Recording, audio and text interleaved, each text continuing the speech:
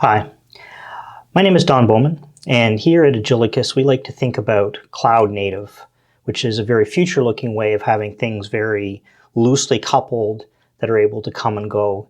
It allows moving at a high velocity of evolution. But a lot of people don't have the luxury of having the ability to start from scratch.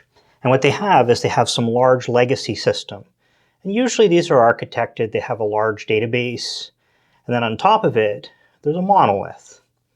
It could be PeopleSoft, it could be Oracle, something else like that, but it could be SAP. It's a large system, and it may have a small number of APIs in, but it's designed very much so that it takes over and controls your data. They don't want to be replaced.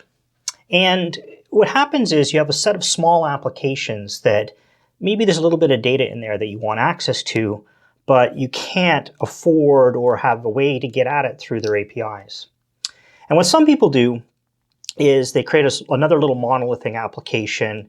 On the top side of it, it's web-based, and the bottom side, it just goes and gropes around directly into the database.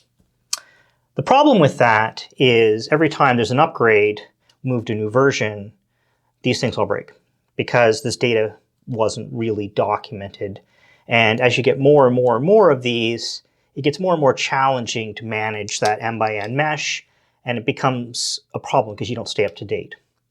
So today we're going to talk about a strategy that is how you move ahead and get rid of, strangle the beast. How do you get rid of this beast in your network so that you can move ahead with modern applications and eventually maybe even change one of these out? It's a big thing, changing from PeopleSoft to SAP. So step one is APIs. So you introduce an API layer.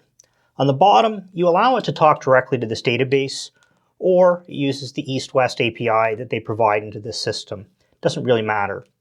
You use a standard. So the standard I'm a big fan of is called Open API. Some people might refer to this as Swagger, which is the older version of it. And now you have this API, and it's got a set of REST interfaces, and on top of it, you build modern web applications using maybe Angular or React. And these in turn are available via a web interface to the end user. And it talks directly to these APIs. What ends up happening is the user's browser is talking directly to the APIs. There is no backend. The backend is nothing but serving static files. And over time, we evolve these.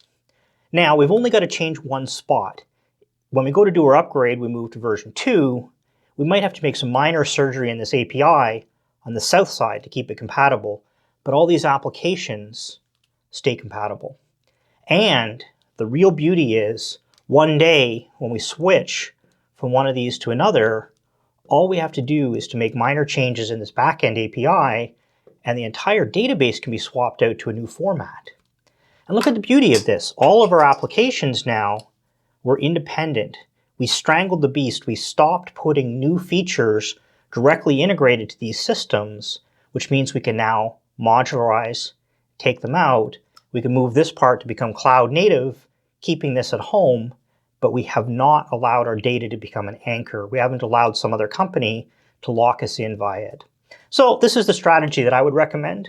Open API, simple backend API, accessing your data or the others, and then you have a set of applications unlocking your stuff. Anyway, thanks very much. Give it a try. Let me know if it works for you.